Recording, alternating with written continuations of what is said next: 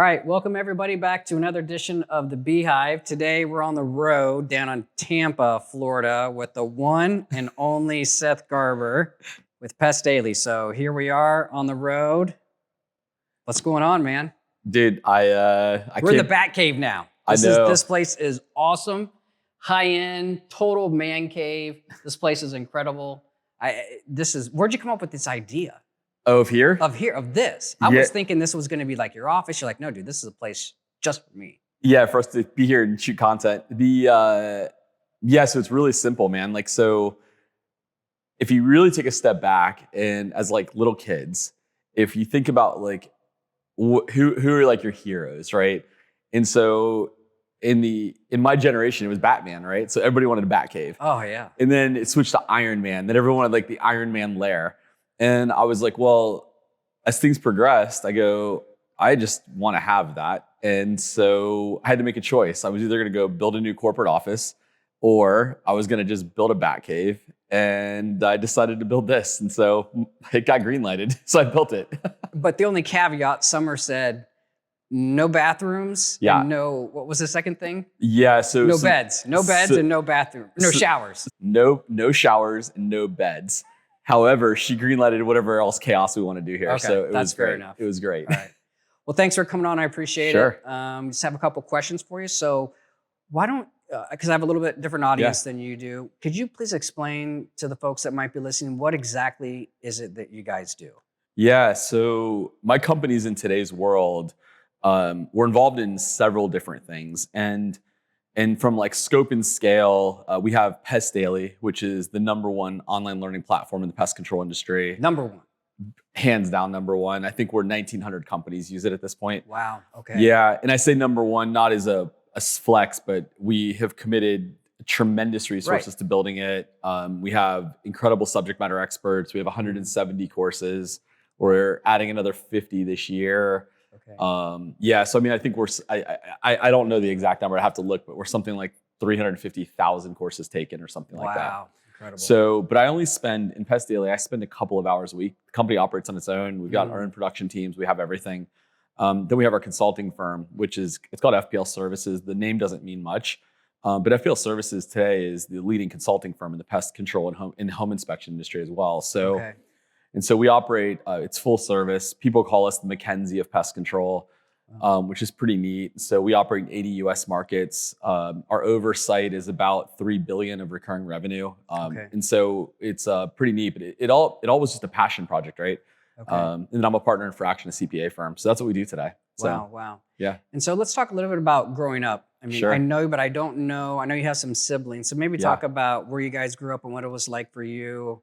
Yeah. Early Seth Jr. running around. I'm super curious about this. Yeah. So you hear a lot of people talk about how terrible things were. And you know, I grew up in a really interesting way. So, you know, my family's Jewish. My mom and dad were school teachers. Okay. And so as I got a little older, I was probably about 10 years old, plus or minus. My mom got cancer. And so my dad, and she ended up with lymphatic cancer. So pretty bad. Like it was, I don't know if it was stage 4, but it wasn't a good outcome. It could potentially not have been a good outcome. And so my dad, who was a school teacher, you know, he said, look, I've got to take care of my family. So he actually went back to school. He went to healthcare, ended up becoming a healthcare administrator. Okay. Ended up having an incredible career in healthcare. But the part that was really interesting is growing up with a brother and a sister and being the middle child. Right. And having two parents that are school teachers, like there wasn't a lot for us, but like even if our parents were struggling, we never knew. And so we didn't have the painfulness that a lot of people face. Like it was great. My parents are amazing. They did whatever it took for us. You know, but as things kind of moved down the road, my dad went on to be really successful. He ended up running into some challenges and it caused us, because there were some issues, but I had a really normal life, like, you know, a really normal life, like, and that's what I did, you know, and it was great. Like I was probably the bad kid of the family. I was the middle child, got in trouble. My grades weren't that good. You know, I graduated high school with like a 1.9 GPA. Now I was, That's 0.2 higher than mine. yeah. So, but for me, you know, I'm a little younger than you. And so they allowed 1.7s through. I had to get a 1.9 to make it to college. Fortunately, I could play soccer, and so I got a soccer scholarship. You played soccer. Yeah. You got a scholarship. Yep. No shit. Yep. Where So, at? I went to North Carolina. So I was there my first year. Ended up leaving school because I partied too much, and ended up going to school at University of Tampa. What position did you play? I played centerman and striker. I figured. Yeah, of course, of course. So you go to college, Yep. and then what happens after that? Yeah, so I was in college, and then I went into sales. Like I did so in college I was a head of operations for a metal manufacturing company. Okay. That was an okay company. I learned a lot, but I literally was an operations manager. Company did pretty good. That business got sold, not due to me. I was just a worker. Right. But I learned a lot there. Ended up getting ripped off in the deal. Was supposed to get a bunch of money, never got it. But I had no idea. Right. I was young. Right. Then I went into sales. I went to work for Sidcor, which is for people that know, was a premier back then door-to-door, business-to-business, door-to-door company. Okay. Big pyramid scheme company. Selling. We sold paper products, we sold Verizon phone lines, we sold all kinds of stuff. But you basically built teams. You walked on the street and you walked into commercial businesses and you sold stuff. Okay. And I bought in, right? Like I bought in, and I'd go see 100 businesses a day. I'd sell them whatever widget we had for the day, and I thought it was great. It was fun. Learned how to learn some basic 5-step sales process. Okay. Ended up doing okay there. Ended up having holes in my shoes and the whole story, right? Different territory every day, driving around, whatever. Went to Cintas. Was this here in Tampa? It was, yeah, you'd go anywhere in the state though. It's Okay. wherever they needed Okay. you'd go sell whatever widget they had. And but learned a lot. And then went to Cintas. That's when it started dialing in, right? The uniform. Yeah, I was number one sales rep in the nation. Okay. It set all the historic sales records, and quit as the number one rep in the nation to start my first pest control company. Built it, sold it. So let's talk about that switch. Why from Cintas to pest control? Was Super- there a correlation? Like, I'm Super simple. fascinated with that. Yeah, so it was super simple. Super simple. So the head of our branch operations. So at Cintas, I sold paper shredding. Okay. And so like document shredding, and Yeah. that's what I did, which was a unique division of Cintas. And so our head of operations at the time said, "Hey, would you ever think about starting your own company?" And I was like, "No, like whatever, no." Right. Like, and it was great. Like, so I had, Cintas gave me my car allowance. I was driving a Range Rover, and I was like, look, I was making decent money. Were you married at the time? No kids? No, no. Dating? No. we were dating. Okay. We'd already started dating, and no kids though. And but I was making a bunch of money, and I was spending all my money, like buying fancy ties and all that stupid stuff, right? So making probably close to $200,000 a year at 20 some odd years old. Wow. And didn't save anything. And Cintas gave me a car, so I had my Range Rover and like drove my Range Rover sales car and all stupid stuff, right? But my head of operations approached me and said, "Hey, have you ever thought about starting your own business?" And I said, "No, never thought about it. Don't care. I'm a corporate guy, right? Bleed Cintas blue." And again, I didn't have any money, so he comes So the week before Cintas President's Club, he says, "Hey, here," hands me a paper bag with 2,500 singles in it, and says, "We should start a business. If you take this money, we have to start a company. Not sure what it's going to be, but we have to start a company." And we ended up falling on pest control for a variety of reasons. And so about a week later, 2 weeks later, I'm at Cintas's President's Club, and I'm up at the nightclub at Atlantis, and I'm sitting next to Dick Sertikowski, who was sitting by John Myers, the CEO of Rentokil, and because he was the head of Cintas sales. And I looked at Dick Sertikowski, and I said, "I know I just won number one rep in the nation. I know I just gave, whatever, but I go, I'm going to be leaving when we get back." And this was my aha moment though. So, and I'm not even sure he's ever heard me tell the story. And I said, he goes, "Seth," he said, "I would try to save you. You're incredible sales rep. You're number one, right? Like literally number one in the company." And he said, "However," he goes, "I think you should go for it." And I said, "Why?" I go, because I'm like, "Oh, cool. I'm about to get a big ass raise, right?" Yeah. I go, 2,500 is one thing, but like, I don't know what this is going to look like, but he wants to try to save me. But he said, "I don't want to do that." And he said, "When I was your age, I didn't go for it." And he's like, "You should go for it." He goes, "You can always come back to corporate. You always have a home." And he goes, "Whether it's with us or whoever," he goes, "You'll always be fine." And it gave me my confidence. And so I took a half a dozen tequila shots that night, and went and talked to my girlfriend at the time, and ended up being my wife, and I told her, and that was it. And so started a pest business. And then, so we built that business up. We sold it. Built that business up from end of 2007 to 2012. One of the fastest growing companies in America, yada, yada, yada. Didn't know anybody in the pest industry. Didn't talk to anybody in the pest industry, just built what we thought was cool. Ended up being a really successful business.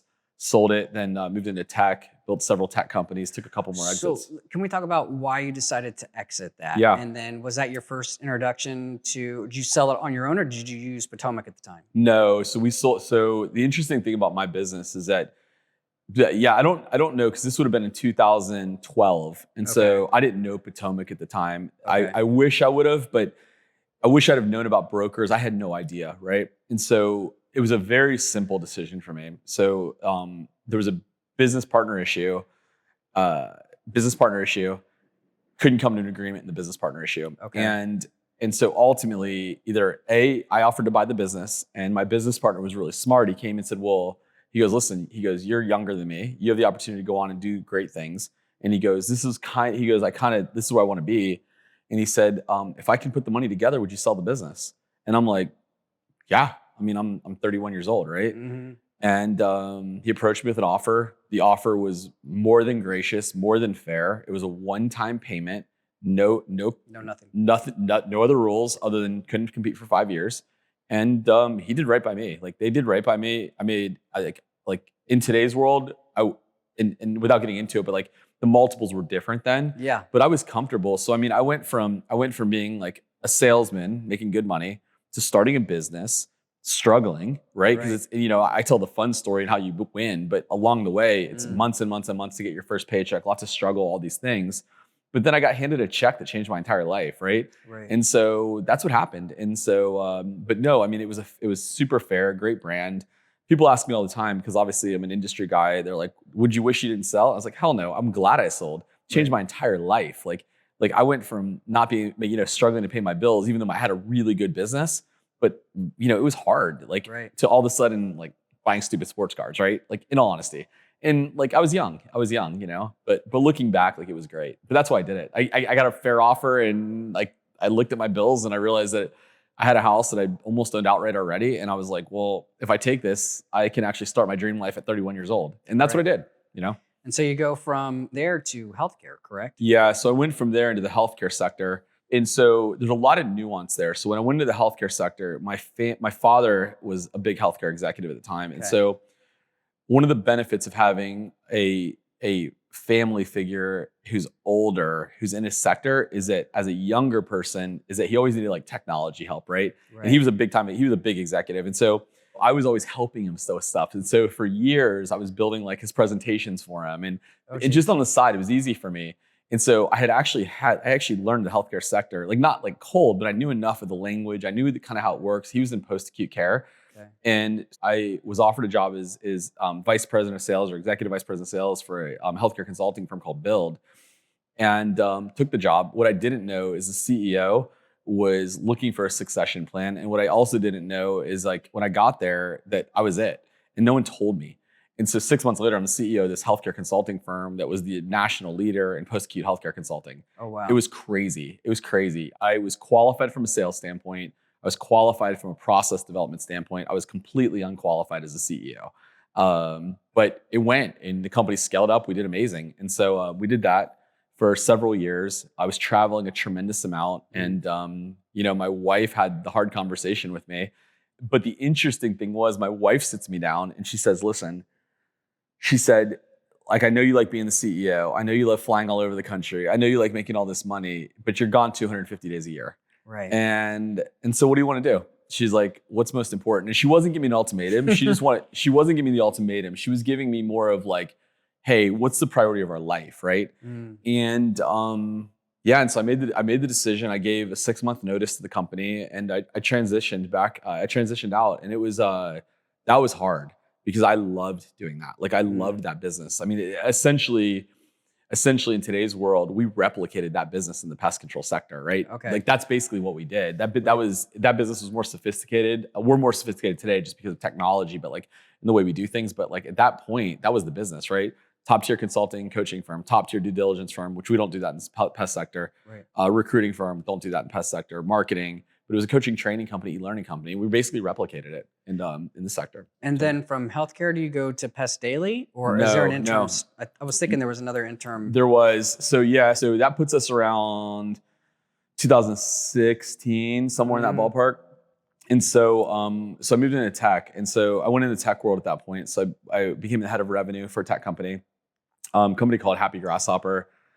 They're the number one email company in the real estate sector. Interesting. Did that, scaled them up. They did amazing. Around that time is when I started my coaching business. And so, so because my non-compete was done, so I started doing coaching for fun. So I went to the Florida Pest Management Conference, put up a booth, and it was a website booth. Like we did websites. Like we did we leased domain names. So I bought like 3,000 pest control domain names as like a side hustle, and we were renting like TampaPestControl.com for $99 a month. And so we rented out a whole shitload of these things. And not to interrupt, but you know what they did before that? Yeah. People would go and buy these 1-800 pest free or Same 1-800 HVAC. They were selling the phone numbers, right? And so now, so we were doing it in the web business, and and we did it like we thought we were geniuses. I think we rented out like 1,100 of these things, right? So good business, right? Yeah. But during that conference, somebody approached me and they walked up. A guy named Rick Hall walked up and he goes, "Hey Seth, I've got this kid who works for me, and he goes, you had an incredible reputation. You built this business in pest industry. Da da da da. Hey, would you coach for us or consult for us?" And I go, "Well, I just did it in the healthcare sector. It was a ton of fun. I liked it." And I was like, "Yeah, we can do it. Like, let's try it out." So we ate a sandwich, we talked about it, and like I just put them all together and we did it. They're still clients today, by the way. Oh wow! But so that was all fun as like a hobby. But on like parallel to that, I was running Happy Grasshopper. Ended up exiting Happy Grasshopper, which was great. Ended up doing ID Plans, which was the number one architectural rendering company in the US. As built, commercial properties, stuff like that. Took an exit from that, which was great. And then that took us all the way up to COVID. So I had my coaching business running. So COVID, it was a little post-COVID. But I decided a little earlier than that, while I was at ID Plans, I was like, hey, like, what if I just build a studio and I start recording courses to help pest control guys, because like it was stuff that I never had. So that wasn't till 18, 19? Yeah. So Pest Daily, we filmed our very first course in September of 2020. Okay. That was the first course we ever filmed. So we filmed like 12 of them and just like didn't know what we were going to do with it. We literally shot it in a room in my house. It was just like a side project. I was still running these other operations. Okay. And so was Pest Daily formed at that time, or you guys were just kind of? Yeah, I mean, we had an LLC, but we didn't know what we were going to do. We didn't know. There was no plan. There was no structure. There was just. Hey, Seth. Hey, honey, to my wife. Hey, I'm going to take a bedroom in our house. I'm going to convert it to a recording studio. I'm going to start building courses. What? Like what? What are you doing? Like what's this? Like just go to work. Yeah. And so we just started recording courses, and so that's what we did. And so all I wanted to do was I wanted people to experience that experience that I had, where I got handed this big check and my life changed completely. Like I just wanted to give that to people, right? All right. So fast forward to today, like I decided to go full time running the coaching consulting firm, running Pest Daily, and like in today's world we have over 100 consulting clients. Pest Daily has over 1,900 companies using it. We have a CPA firm where I sit on the board for Shore Capital for the Action platform. I mean, it's crazy. It's crazy. When does it begin to, so you're shooting these videos, not really sure what's going on. When does it go from that to, okay, we've got a marketable company here and we're going to do X with this? And I'm curious. Yeah. Like for me, I wasn't aware what that was for me until I had my cancers. Yep. And then I got crystal clear on vision and strategy and structure. When did that moment come from you? Like, okay, I can kind of see what this might evolve to. So yeah, it was a crystal clear moment for me. So it was Pest World Las Vegas. Mm-hmm. And so at the time, my next door neighbor had asked me to help support a company called Heave.com that he was building in the heavy equipment sector. And so I was doing that essentially full-time, tech company. They've done remarkable with that business. And so I had my coaching business. I think we had it was more for fun. I think I had 10 clients. Okay. And Pest Daily had 20 courses, something like that. And so I'm walking around in Las Vegas at Pest World, and I'm on the trade show floor, and I look over, and Pete Rose is sitting there signing baseballs, right? Mm-hmm. And there was no one in line to get a baseball from Pete Rose. Ah, Pete Rose was my hero as a kid, right?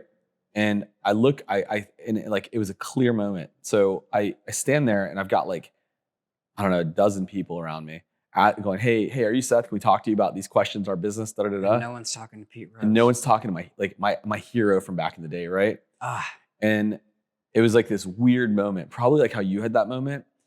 And it got really quiet in my head, right? I walked back to my hotel room. I picked up the phone, called my wife, and I said, honey, I'm selling everything that's unaffiliated with pest control as soon as I get back. Everything's gone. I go, the other tech companies, other investments, I go, it's all gone. I go, I'm going all in. I said, and I go, I'm doing this the rest of my career. I go, and she goes, literally says this to me. I don't know why you didn't do this a long time ago. It's all you ever talk about. And I went, and that was the moment, man. It was clear as day. And I didn't even think about scaling these companies up. Like I never thought I didn't care about scaling them up because at the time in my mind, I was like, dude, I created this cool little like world for myself. I can work with clients every day. I'm kind of part of all their businesses. Financially, I'm already fine. Right. And so I'm like, I just want to do what I want to do the rest of my life. And it just, from there, it just became, honestly, it's just become easy at this point. I mean, a lot of hard work day in and day out, but just like you, man, I wake up every day. It's the easiest thing for me to do is wake up and think about what I have to do for work, like every single day. And so is there a certain goal that you're trying to get to? Is there, like for me, I'm very crystal clear on revenue, margins, employees, trucks, markets that we want to service. I'm wondering if you have something like that for Seth Garber personally and for Pest Daily. I'm sure there's probably two separate things, but I'm most focused on Pest Daily. Yeah, it's crystal clear for me. I don't care about the dollars. Dollars were always going to be fine. Is that this business is going to end the day I turn 60 years old. Okay. So it's a number for you. Okay. So it's an age. When I turned 60, my vision has always been this. So I've got a couple of components. I'll walk you through them, and our entire team can speak to this. So by the time I'm 60 years old, my vision would be if we do things right for this company, that I can turn our intellectual property to the industry for free and give it all away. That's number one. Okay. Number two is that I want every one of our team members to, at that point, be able to retire if they want to, regardless of where they've been with the business. And then the third thing, which is more of the quantifiable component, is I've always said that my vision, because it started with me wanting people to feel the way that I felt day one when I sold my business, is that I wanted to create 1,000 millionaires that are in the pest control industry. And I mean, frankly, we might already be there on that side or pretty darn close. Wow. And so that's always been the way that I've been driven. And so when I wake up, I think about that every day. And that's the most authentic way to think for me. I never think about money. I never think about, hey, how much money are we making today? Like I never think that way. It's always like, I've got this end and date, and the day I turn 60, it's done. And that's what motivates me. So you're 44. 44. So you got 16 years left. That's it, man. It's all over. That's a long time. I mean, do you think about the next steps between 44 and 60? I do. And so it's really easy for me to think about the steps to get there. And so like, if you talk to anyone in our business today, like any of our team members, they can all clearly tell you the path, right? Because it is crystal clear, right? Is the steps between now and then for me to accomplish what I need to accomplish is that we have to expand our businesses, right? Right. Which is never a place that I wanted to be. I never wanted to be the place that we have to grow the company, but the first goal of creating this 1,000 millionaires, we can do that right now. Like we can do that with the current tools, with what we have. The second component, though, of being sure that my team can all like their careers can all be done if they want as well. Right. The only way I can do that is by growing the business. Right. But there was a very clear aha moment that came to that, and I'll explain what that was because I think it's really meaningful for the people that the people are going to watch this. Right. Is if a couple of years ago, I was at my desk and I was talking about like this vacation I was going to go on and all these things. And my wife says to me, she said, Seth, listen, she goes, you have an obligation that you're forgetting about. She goes, life is cool for us. Like, yeah, you can buy what you want. We can go where we want. You can do whatever we can do. She goes, but the problem is that you have all these people that work with you who also have goals and ambitions and desires of things that they want to do. Mm-hmm. And she goes, you need to click it back in. And I go, I'm running a great business. And she goes, you need to click it back in and it's time for you to grow your businesses up. She goes, this is your obligation to these people if you really believe what you're saying. And she goes, you need to go, frankly, she goes, you need to go fucking make it happen. And she goes, you need to get back at it. She's like, you're 20 hours, chilled out lifestyle. She's like, it's time. She wants you back out of the house. Probably. But it was a moment, right? It was a moment where I realized that even though we were doing remarkably well for our clients and companies were growing incredibly well, the part that I really desired, if I didn't get back to doing what I was an expert at, which is the head of revenue and driving this business forward, is that I was never going to accomplish the most important goal, which was for our people. My goals were fine, right? But I was never going to get there. So that's kind of the story. Yeah, that's interesting because I was sharing with you earlier that our sales girl that you helped us with just at her 1-year goal, which is to do $1 million in production or in sales. In her first year. First year. $1 million in sales. Zero sales experience, by the way. And then our wildlife department's going crazy. I mean, we were kind of piddling around with that. So we're a direct result. I mean, Shanna's taking vacations. I'm sure our sales girl that she hasn't taken before, and to see her smile on the face. I mean, you helped us create that. So thank you for that. It's you guys are doing the work, man. It's super cool. Yeah. So you guys are humming along. Is there anything big coming up on the horizon for you? I know you guys talked about some of these events and biz dev. I know you guys were up in Cincinnati not too long ago. Is that because I don't seem to remember those? I know you're doing conferences, but this is more on business development, right? Yeah. Is there a little bit of a not switch, but a different? Yeah, revenue? There is. I mean, there is. And so one of the things we have to realize, one of the things that I also have to realize is my obligation now that our team is composed of incredible subject matter experts, right? It's no longer just me, right? And we have really good subject matter experts. We have a lot of them. We've got incredible back offices, all these things. Again, I was pushed to this obligation is that we are now on the bleeding edge of education in our space, like the absolute bleeding edge. And so I was pushed to say, hey, how do we make that better, stronger, faster? How do we accelerate it, right? Remember, we're not a nonprofit. We're a for-profit business. And we talked about that, like onboarding. When someone says it should take X, you want to know, why can't I do it in 2 weeks? Faster, quicker, efficient, repeatable. And so we're good at that, right? And so coming into 26, like what people are going to see from us, we're launching our whole own event series. And the thing about events, which many people know, is events aren't typically profitable. So we're doing this thing to drive home procedures that we've developed over the years that have won big. We call it our scale matrix. We're driving it home. So 26, we're going to go big there.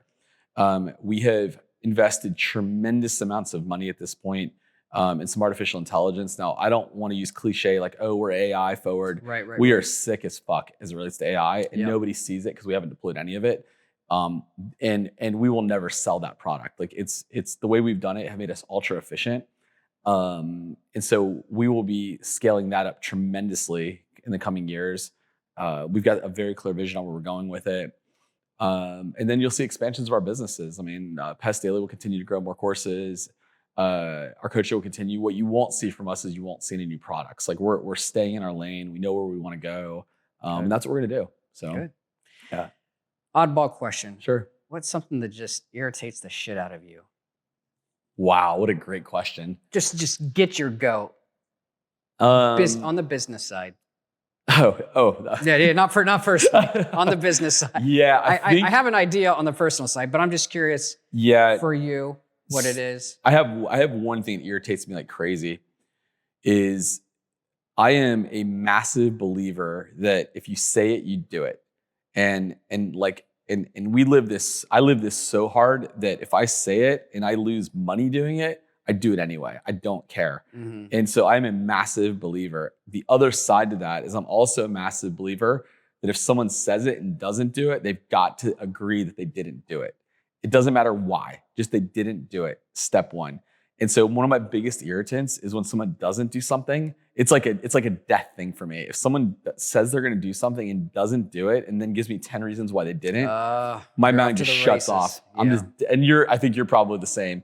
My mind shuts off. I can't deal with it anymore. Like I don't want to deal with it. Like I almost can't even talk to him for like a couple of weeks sometimes. But that if I had to think of an irritant, like that's a huge irritant. One of the other crazy irritants is I am insanely OCD about things. No. Yeah, right. Like to the point where it's like ridiculous, right? Like everything has to share one thing you're OCD about. Oh, I mean, gee. Do you have to line everything up Just right in the closet? 100%. I mean, if you look at my closet, How many black shirts are in there? yeah, same brand in order by color. I mean, 100%. Like it's exactly that. So all one side of black t-shirts, one side of jeans, completely color coordinated. Like, and if something's out of line, like I know. So in closing, Yeah. one of the questions you'd asked me earlier is, what piece of advice would you give to someone that's just starting out? Yeah. I'm trying to envision myself, back in the day, what would I have been open to or listened to? What do you think is something that you could share with those guys? Like we said, doing a couple 100,000 that want to get at least to the $1 million mark. I think there's people that are in stages, right? Yep.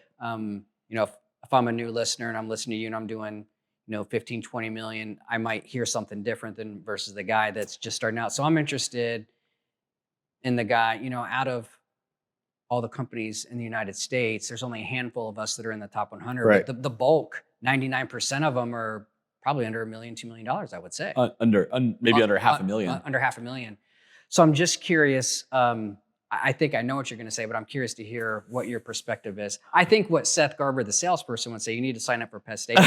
You need to get access to all the videos, everything you have in there. It's X amount per month.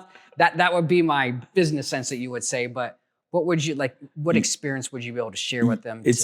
I would tell you the greatest piece of thought, that I'd put out there in the world is the second that you're doing something for the money is the second that you're going to fail.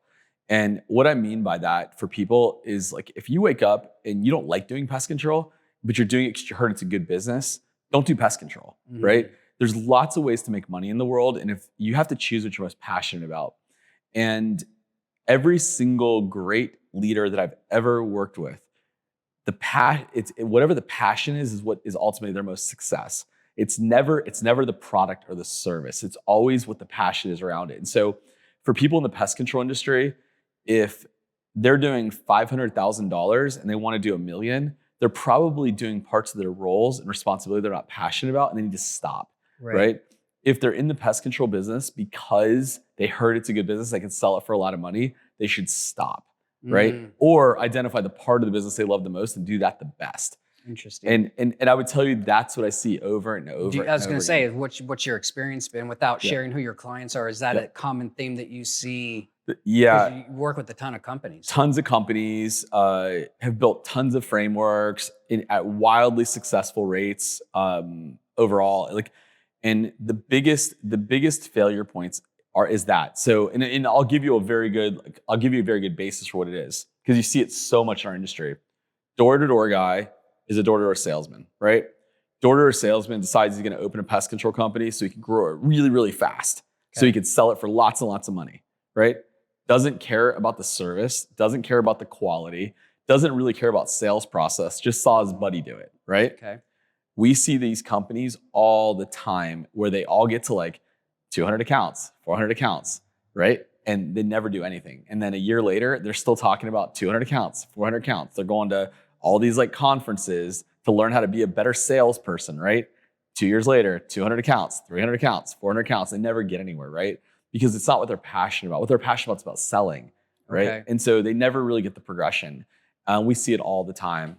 Yeah, I would agree with that. I mean, I'm passionate about family succession. Yeah. Passionate about structure, systems, responsibilities, metrics, EBITDA. I'm super, EBITDA is a driver for me because I'm trying to get to, like for you, that was your age. For me, I know it's an age plus a number that will produce X amount on a return on my asset. But certainly I understand that 100%. Yeah. Yeah. But that's what it is, man. I mean, these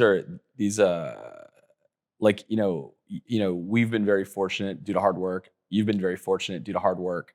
And I think people have to realize that. And I'm really curious to see this next generation, to see what that work ethic looks like and to see how this kind of progresses, Yeah, I think about like Brandon. I think he's kind of a tweener. I don't really think he's 32. Is that a millennial or is he on the... Yeah, I don't know. He might be at the top of the Gen X. But for Kayla, who's 22, I'm really curious to see what that's about. But she seems to be putting in the work, so I'm excited about that. Yeah, I love it, man. So I'm really excited for you and your family too. I think you guys are doing amazing things. Good. Well, thanks for coming on the Beehive. We hope you guys have enjoyed this. If you have any questions, please feel free to reach out to me.